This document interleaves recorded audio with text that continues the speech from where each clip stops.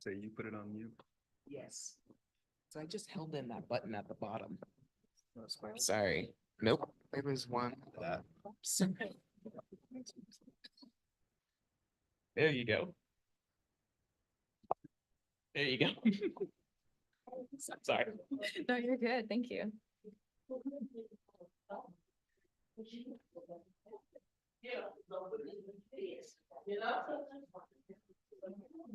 Good. Good morning, everyone.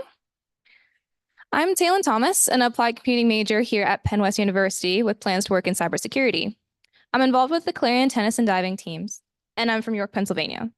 I'm here this summer working as a student worker with the Clarion Res Life as a summer assistant for different camps that come to the campus. I'll be your MC today and direct you through the program for the next hour or so. I want to welcome you to the 22nd annual Juneteenth Jubilee celebration held here at PennWest University. Today, you will learn more about the Juneteenth as we go through this program. We hope that at the end of the program, you will be more enlightened about the resilience that Africans living in the diaspora have displayed since first being enslaved over 400 years ago in North America, ironically in the same city, Jamestown, where the first representative government assembly was convened.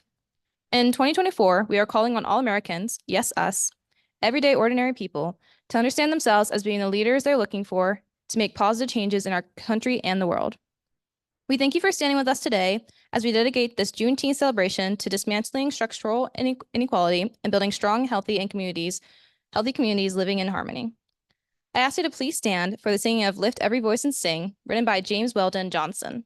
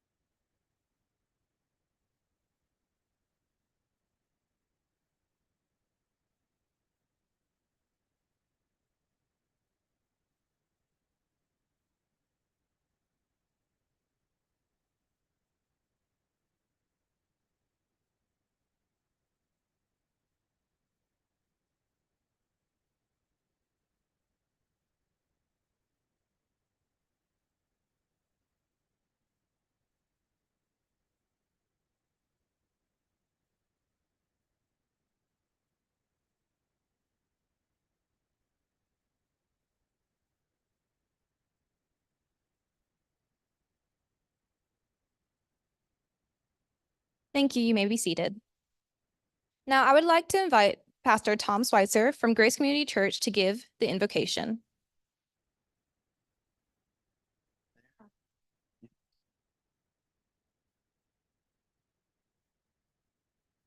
She said my name correctly, which is odd. Okay. Actually, today's my anniversary, 10 years with my wife and I. And yeah, we're pros. If you need any advice, let us know. Brought my oldest son with me, Simon. He's here hanging out. And it's funny, the pastor that did our wedding is a family friend of my wife's, and had never said my name before and mispronounced it at our wedding. So it's the way it goes. I'm sure everyone has that moment. But as I was got the call from Joseph asking me if I would share with you for a moment, and I thought I just started kind of thinking backwards in my own life, and one of the most formative moments for myself as a young man was there was a week that my family and we went to church every week. It was just kind of part of our build. And one week we went to a black church and worshiped with them with some friends of ours, the Washingtons, Clinton Washington, his mom Joanne, and we went with them and worshiped together. It was extremely formative for me to see people that and even now as a pastor in our church, I get a little annoyed when our people don't speak back to me. Like I would like them to engage a little bit, and sometimes like, are you awake? Do we need to do jumping jacks? Like, is there something that could help you? And it was a very formative thing for me. And I sat and I thought, like, what could I share with you out of the Word of God? Because ultimately, what do we have but the words of Jesus Christ to hold on to? So I stopped and I looked at this in John chapter 8. It's just a funny moment, funny, interesting, I guess, maybe, and a little funny, like humorous. But in John 8:31, Jesus says to the Jews who had believed in him, "If you abide in my word, you are truly my disciples, and you will know the truth, and the truth will set you free." It's a common phrase. We've heard it many times, but the Jews answered with this, which is absurd on its face. Okay, so they said this: "We are the offspring of Abraham and have never been enslaved to anyone. How can you say that you will become free?" Now, I say that's absurd because off the top of my head, I can think of like 5 times the Jews have been enslaved. And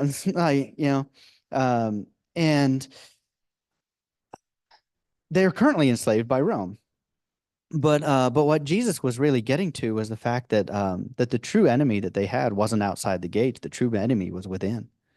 Because he continues and he says, "Truly I say to you, everyone who commits sin is a slave to sin, and the slave does not remain in the house forever. The son remains forever. So if the son sets you free, you'll be free indeed." And what's so amazing about that is it is not a part of my heritage to look backwards and say that my ancestors were enslaved. It's not a piece of my history. It is some of you, but it's not mine. However, I have many times been enslaved to sin, which makes us equal once again. And we can struggle together against that foe. And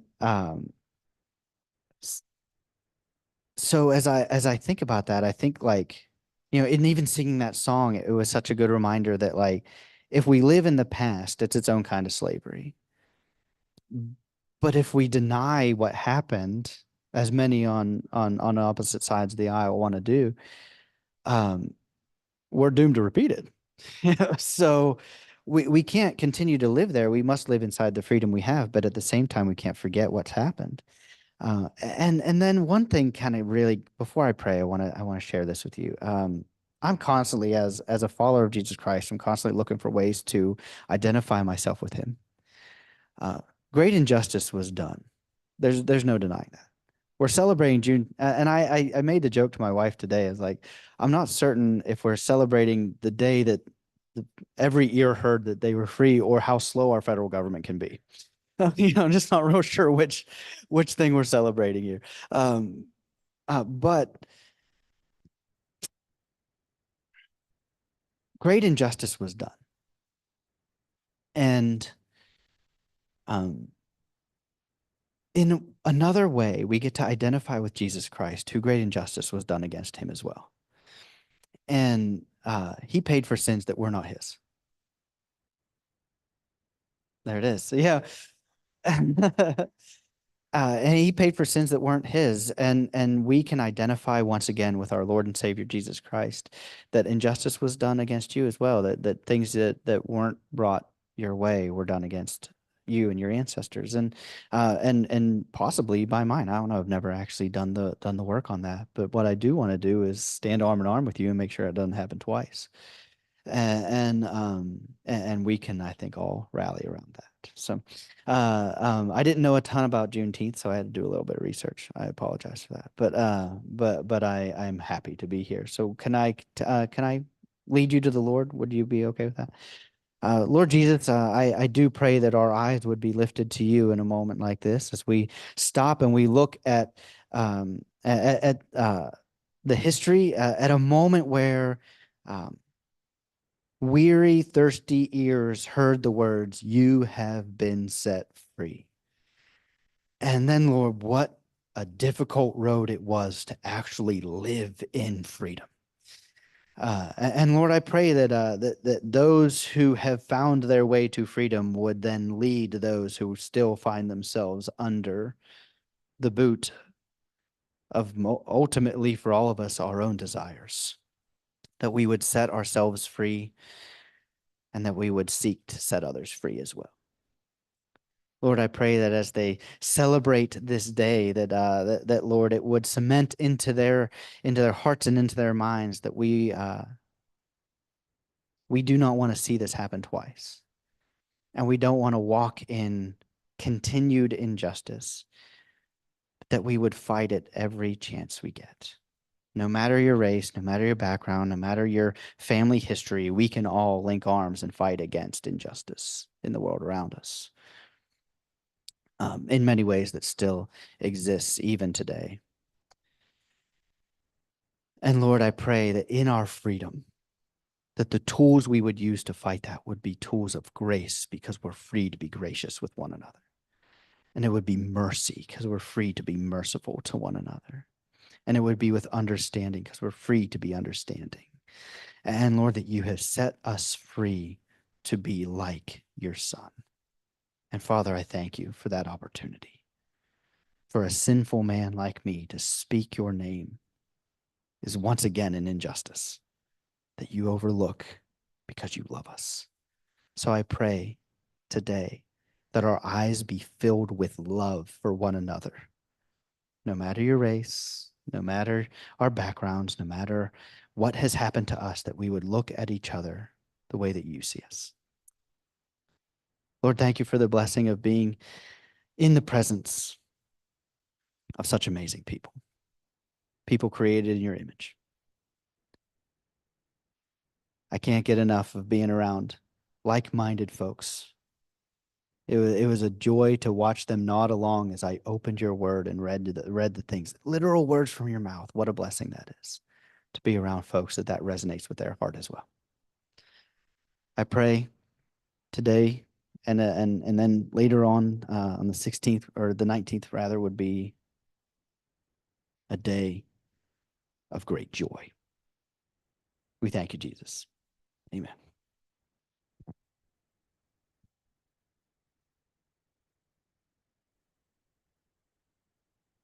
Thank you, Pastor Schweitzer. Next, Dr. Joseph Krosky, Director of the Act 101 program and the Advising Center, and serves as president of the African American Caucus here at PennWest Clarion, will offer opening remarks. Thank you, Pastor, for the image of walking arm in arm with grace and mercy to fight injustice. I really appreciate that. And our theme this year is one of unity and solidarity. And I don't even think I told him that. So I'm really glad that he spoke to that message for us this year. And a while back, I was talking to Dr. Susan Prezano, an anthropologist here, and she shared about a dig that she did not too far from here. As a matter of fact, you can use Go Paddle PA and get a boat from Go Paddle PA down at the river and take it up to Mills Creek, basically, paddleboard or a kayak or whatever, to that spot. It must be a wonderful spot because she decided to dig in this area, maybe a 5x5 or a 10x10 square. And as she started digging down, she took her students there for this project. She got down about 3 feet and she found a garbage bag. And she looked at all the things in the garbage bag and realized that this trash was from the 70s. So it had been there for a while, right? It had been there about 30 years or so. And she could tell by the type of trash that was in it. And she and her students persisted and they kept digging and they got down about 10 feet. And when they got to 10 feet, they found some really interesting artifacts from Native Americans who had lived here 5,000 plus years ago, something like that, like over a couple thousand years ago. And they had left things that they would use, material artifacts that they would use in their cooking and in their cleaning and the things that they might do. But anyway, it's just amazing to me to realize that this one spot, 10x10 square, was beautiful then and still used in the same way now by campers who enjoy the outdoors. And so on that note, I would like to acknowledge Acknowledge that the land on which we sit and stand right now is the ancestral land of the Seneca, Erie, the Osage, the Shawnee, the Eastern Shawnee, and others who were all forced off their homelands and displaced by the 1830 Indian Removal Act and other things. We honor the original caretakers of this region. We pay our respects and uplift their elders. We cannot change the past, yet we can commit to continued gratitude for their efforts. We thank them for their strength and resilience in protecting this land and aspire to uphold our responsibilities according to their example. And their example is really expressly stated by Chief Seattle, who at the same time he had to give up his lands out west, said that this we know, the earth does not belong to man, man belongs to the earth. This we know. All things are connected. Like the blood which unites one family, all things are connected. Whatever befalls the earth befalls the sons of the earth. Man did not weave the web of life. He is merely a strand in it. Whatever he does to the web, he does to himself. And, you know, we have all these months that celebrate many things. Last month was Asian American, Native Hawaiian, and Pacific Islander Month. And this month, in unity with our allies and our LGBTQIA 2S plus friends, is Pride Month, right? It's celebrated each June to represent and honor the 1969 Stonewall Uprising in Manhattan. The Stonewall Uprising was a tipping point for the gay liberation movement here in the US. And so Pride Month commemorates years of struggle for civil rights and the ongoing pursuit of equal justice under the law. And so we stand in unity and solidarity with all oppressed peoples. And this is our 22nd Juneteenth Jubilee celebration. And it was started by a wonderful Dr. Day, who's from Texas. And Texas is basically where Juneteenth began. And so I'll read a little bit of history from our friends at Wikipedia. I had to do some research too, Tom. Formerly enslaved people in Galveston rejoiced after General Order Number 3. And then 1 year later, on June 19th, 1866, freedmen in Texas organized what became the first Jubilee Day. So that's why we throw Jubilee in there, right? And that was, again, 1 year after it began. And Pride Month, interestingly enough, started 1 year after the uprisings in Stonewall. So I just thought those are interesting coincidences. The Black community began using the word Juneteenth for Jubilee Day early in the 1890s.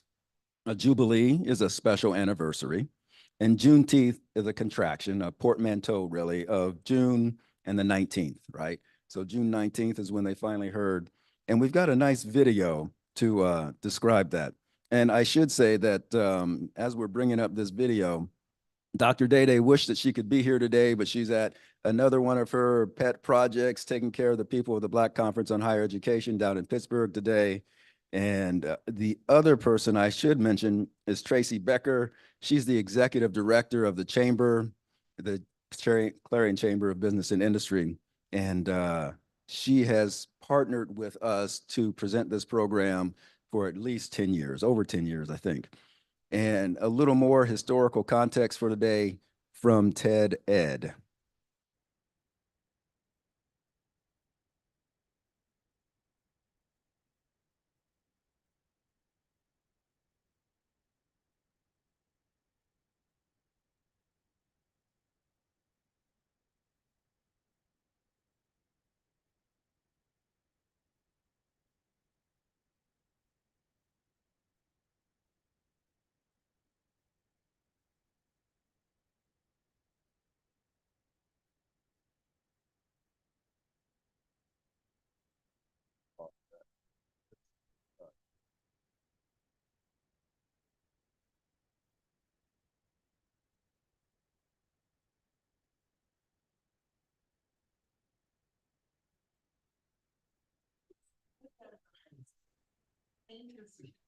Spread the news throughout the plantation and read it. Then she returned for her dog, and before kneeling, went to the Lord to heaven. They were gone for good. For more than 2 centuries, slavery defined what would become the United States. from its past as the 13 British colonies to its growth as an independent country. Slavery fueled its cotton industry and made it a leading economic power. 10 of the first 12 presidents enslaved people. And when U.S. chattel slavery finally ended, it was a long and uneven process. Enslaved people resisted from the beginning by escaping, breaking through, waging rebellion, and more. During the American Revolution, Vermont and Massachusetts abolished slavery, while several states took steps toward the gradual abolition. In 1808, federal law banned the import of enslaved African people, but it allowed the slave trade to continue domestically. Approximately 4 million people were enslaved in the U.S. when Abraham Lincoln was elected president in 1860. Lincoln opposed slavery, and though he had no plans to outlaw it, his election caused panic in southern states, which began withdrawing from the Union. They vowed to uphold slavery and formed the Confederacy, triggering the start of the American Civil War. A year into the conflict, Lincoln abolished slavery in Washington, D.C., legally freeing more than 3,000 people.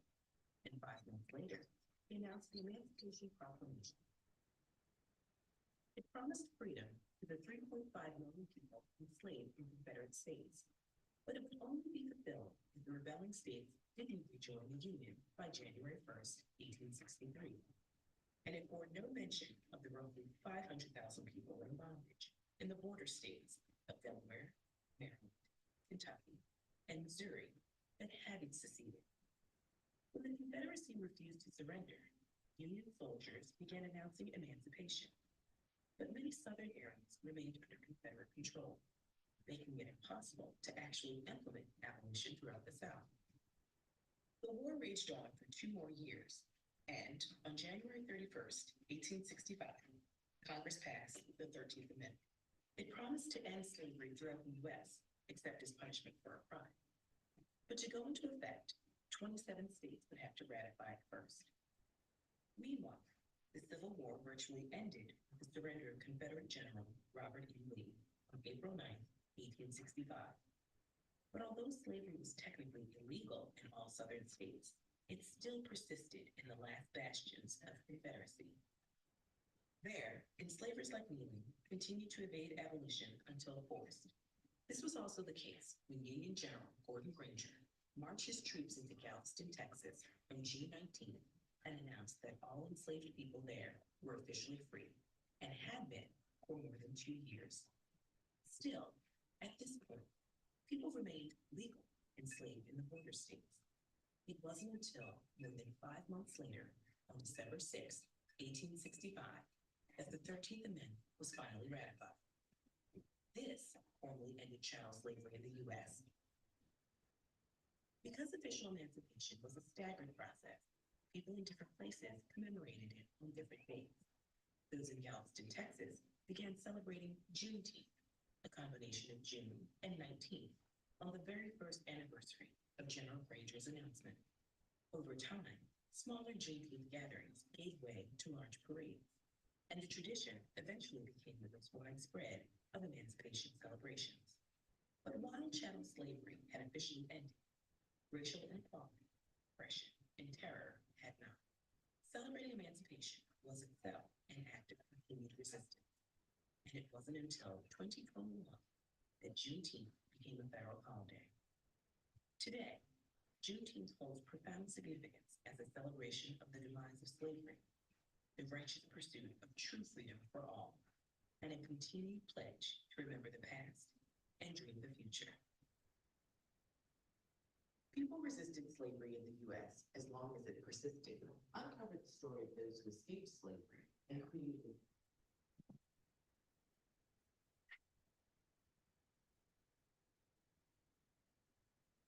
Since the early days of Juneteenth celebrations, music and dance have always been very important. The music you heard at the beginning was to recognize that. The keynote speaker today is Elise Michaud. For a bit of background information, Elise, with a lowercase e, Michaud, also known as the Encourager, hails from Connellsville, PA, a small rural community outside of Pittsburgh. She earned her bachelor's in English literature and master's in students affairs in higher education from Slippery Rock University. Elise discovered her passion for higher education during her sophomore year when she served as a first FYRST, year leader, mentoring students through their initial transition to college. Elise lowercases her name as a tribute to queer activist and feminist bell hooks, whose work, Ain't I a Woman, profoundly impacted her life during her undergraduate years. After completing her graduate studies, Elise began her career in higher education at Robert Morris University as a counselor for special student populations in the Center for Student Success. In this role, she worked closely with student athletes, assisting them in creating academic schedules, connecting them to appropriate support services, and ensuring their overall well-being. Currently, Elise serves as the Marketing Communications Director at Erie County Community College of PA. She is responsible for creating engaging digital and print content with highlights the offerings of the newest community college in the country. Elise initially joined the college as the Director of Enrollment Management in July 2021. Outside of her professional duties, Elise is dedicated to serving her community, passionate about diversity, equity, inclusion, and belonging. She frequently presents on these topics and uses her social media platform to advocate for them. As a proud alumna of Slippery Rock University, she also serves on the Council of Trustees. Additionally, Elise is an avid photographer specializing in portraiture since 2016. A believer in lifelong learning, Elise is pursuing a PhD in organizational learning and leadership at Gannon University, focusing her research on inclusive leadership practices and policies. Her publications and presentations often address these subjects. Elise resides in Erie with her wife, Dr. Allie Eagle, and their dog, Dexter. Ladies and gentlemen, the encourager, Elise Michelle. Thank you. Thank you. Appreciate it.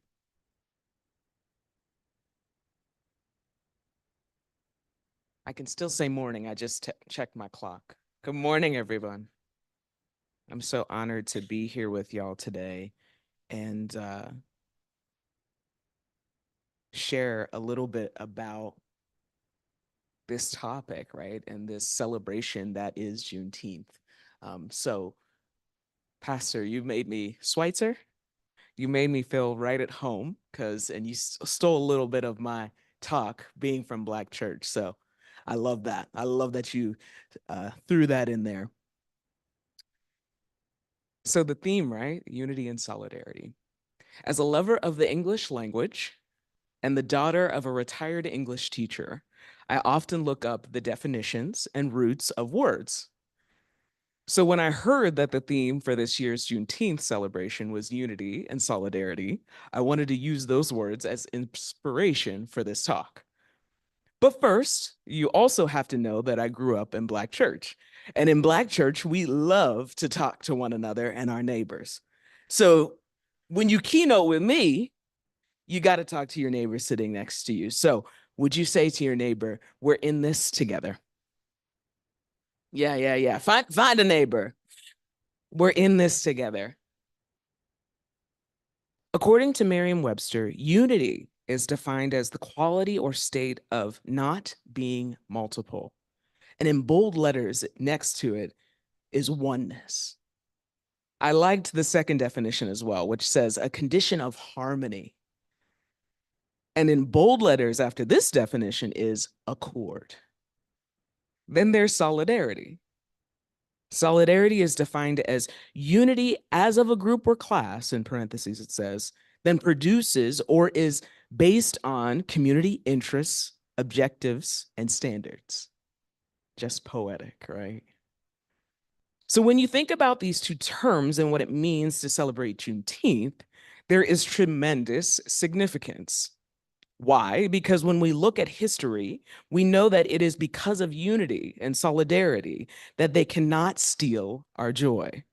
It is because of unity and solidarity that we continue to fight for what we know is right.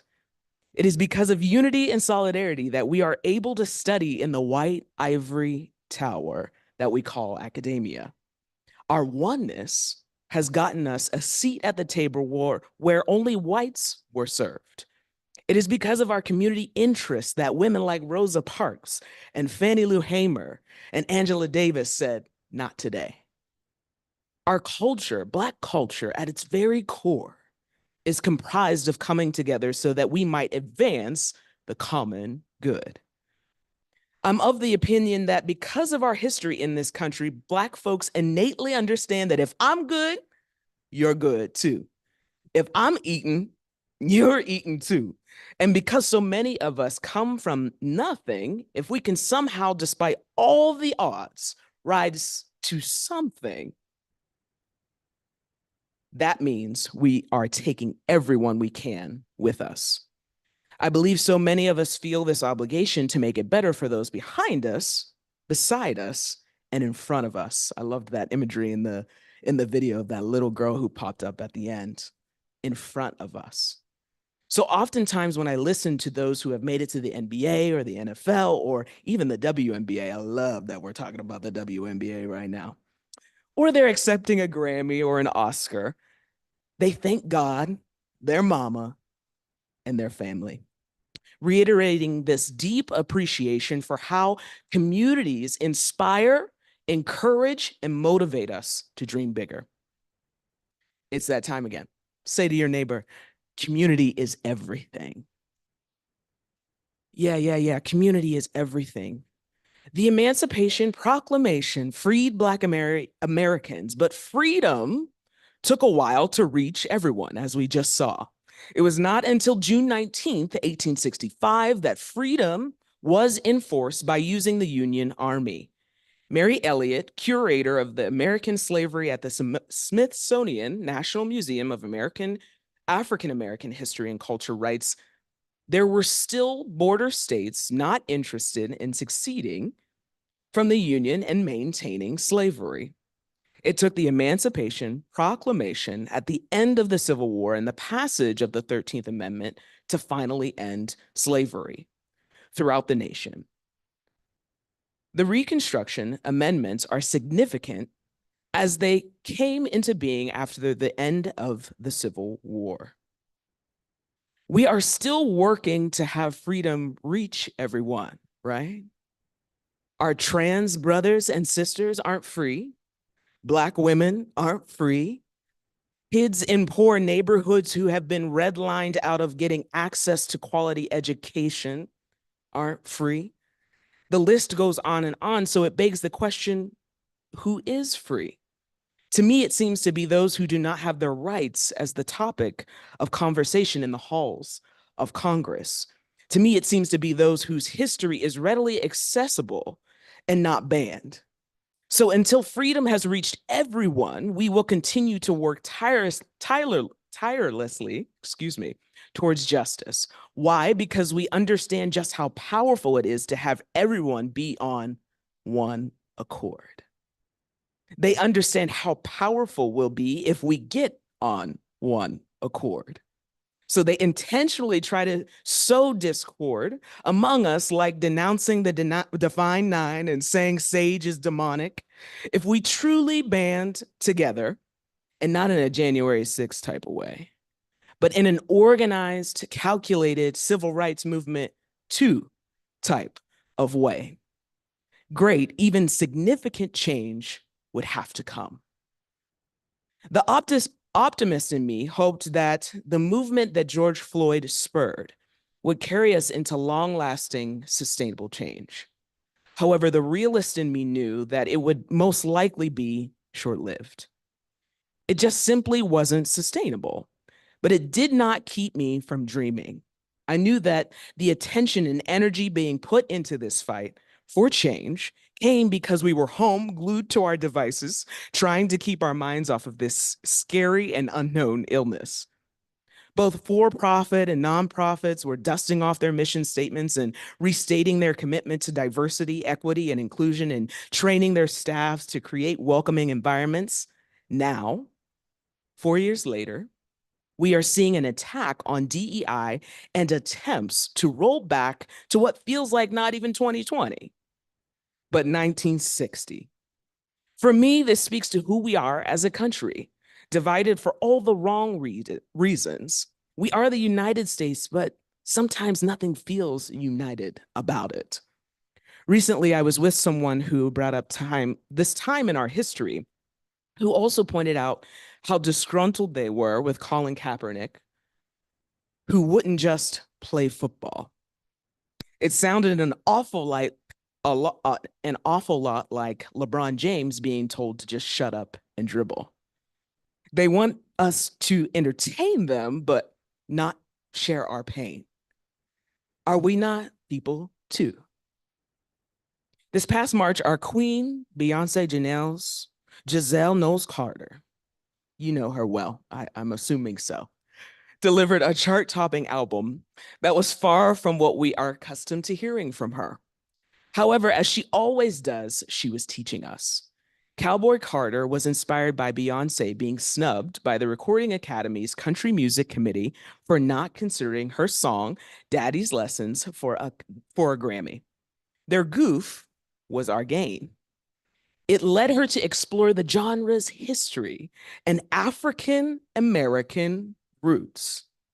The very roots of country music can be traced back to the folk music traditions of the Southern United States, where Black and white musicians often played together.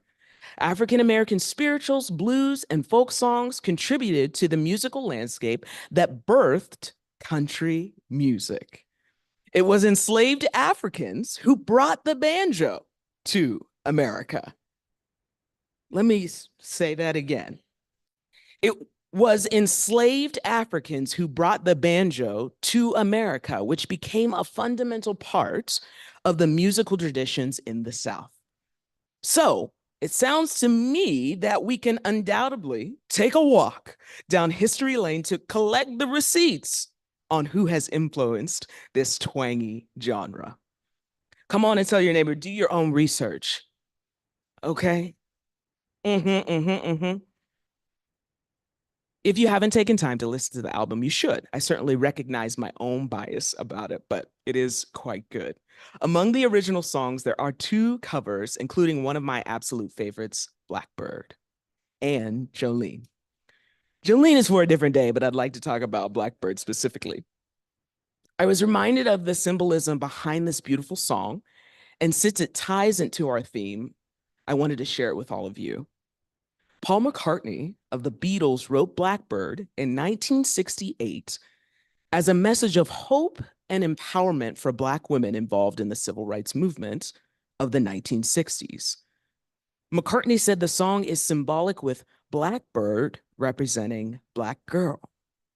He explained, "Now is your time to arise, set yourself free, take these broken wings." The lyrics, "Take these broken wings and learn to fly," and "Take these sunken eyes and learn to see," capture the strength and determination of Black Americans in the face of historical obstacles. McCartney also said the song was inspired by the Little Rock Nine and the idea that people were only waiting for this moment to arise, and when they're finally able to get their rights. Blackbird is proof that even those outside of the community can bear witness and use their voice to show solidarity. In fact, more individuals using their platforms to amplify our message is exactly what is needed. Yes, we need co-conspirators, those who are, as our dear brother and civil rights activist John Lewis always said, ready to get into good trouble, necessary trouble. However, it is equally important that our allies recognize when it is better said by those in the culture who have the lived experience than you as an observer. Our story in this country has always been about resilience, overcoming, wading in the water, and freedom. To be honest, I'm not sure if that will ever change. What I am sure of is that we are getting smarter and wiser about what we will and will not do, which is why they are seeking such vengeance now. What I am sure of is that our voices will not be silenced. We have been quiet for long enough. One piece that has stuck with me since 2020 is that we recognize our agency. And once you know that and truly own it, good things come from it. It's also contagious. Might I encourage you to use your voice to also empower those around you? This fight for freedom cannot be done alone. And something tells me if you're here on a Friday morning in the middle of the summer, when you could be, maybe not now, but mowing your lawn and having a drink by the pool, literally anywhere but here, you care deeply about this mission. And it takes all of us to make progress happen. I don't know if I have any Black Panther fans in the building, but that movie left a profound impression on me. Like every Marvel movie, there is an extra scene after the credits. T'Challa, the main character, is at a press conference and says this: "More than ever, the illusions of division threaten our very existence. We all know the truth. More connects us than separates us. But in times of crisis, the wise build bridges, but the foolish build barriers. We must find a way to look after one another as if we're one single tribe." Come on, somebody say one tribe. Yeah. So I'd like to leave you with this charge. Continue to fight so that freedom can reach everyone. By uniting in solidarity, we can move the needle towards justice. Each of us, every day, I wholeheartedly believe this, can change the world. Our activism doesn't have to always look like sitting in front of the bus or walking over Selma. It can be hugging a child who identifies as queer or serving on a board that advances a minoritized groups' rights. It can be speaking up in casual conversation with friends and family. As educators and simply as human beings, we can use our platforms, whether it be in the classroom or office, to provide space for the marginalized so that they do not always have to live in the margins. Believe in your magic is one of the phrases I use in my own work as the encourager. Part of my magic is bringing people together. It is one of my favorite things to do, and perhaps because it comes to me very naturally. Using my own platform to unite and advance the amazing Black folks and other minorities I know is one of the main reasons I am here on this earth. So, how will you use your magic to ensure that freedom reaches everyone? Thank you.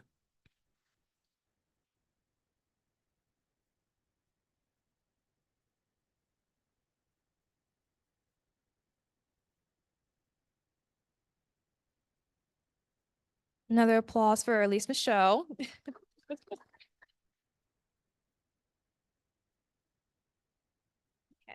Our closing remarks will be brought to us by Dr. Joseph Krosky, the organizer of our Juneteenth Jubilee celebration. But before he speaks, we want to thank the sponsors and others who helped with this program.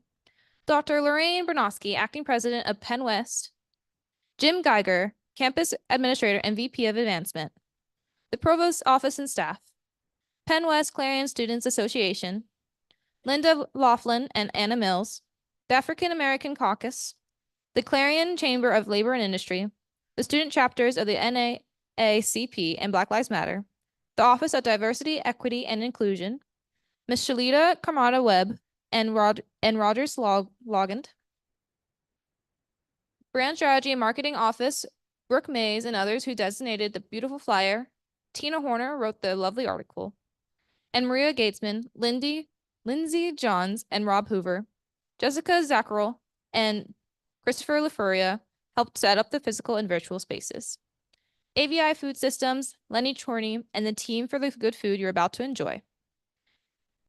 So before we go and do that, the directions to get you to lunch, even in this weather, is in the lower level of Eagle Commons. When you leave this building, you exit to the left, then left again to walk towards the back of the building and to avoid the sidewalk construction. Take a right in the alley, walk behind Founders Hall, and across the street to Eagle Commons. We'll be dining on the lower level. Once you enter, go to left and follow the enticing smells. Thank you for joining us with the celebration, live and virtually. We look forward to next year. Following Dr. Krosky's closing remarks, we will have lunch in the lower level of Eagle Commons and rooms 108, 107, 108. It has been my pleasure to serve as your MC today. Thank you, Taylon. Thank you. Thank you. And just a couple of closing notes. Typically, we hold our Juneteenth celebration the Friday before the holiday for a lot of reasons, but it just works out that way. So if you're still in the Juneteenth mode, go to Erie this weekend or go to Pittsburgh. Their celebrations are also starting today and going through the weekend. So you can participate in those. Next year, we'll celebrate on Friday, the 13th of June. And I want to thank all of you who came here today to make this event possible.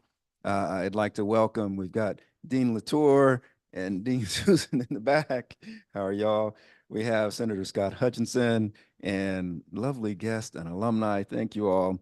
I want to say a special thanks to Taylon. She's an outstanding student, 3.0 student, scholar, athlete, plays tennis and swims, and I'm sure we're looking forward to seeing her do some wonderful things, maybe the Olympics or something in the future. And I want to give another shout out to Father Schweitzer. I appreciate you today. I am always a little late doing some things. And because I was a little late planning for this event, I called yesterday afternoon. I haven't talked to him in a year or so, and he graciously accepted. And so thanks for coming arm in arm with us today and doing that. Really appreciate you. And another final thanks to Elise. What a special message as we walk together arm in arm, one tribe. And with that, we can now go and enjoy that food over in Eagle Commons. Again, you can either take the elevator down or walk out the front and then to the back and then straight across. And they've got the food there for us. But thank you so much for being here with us today.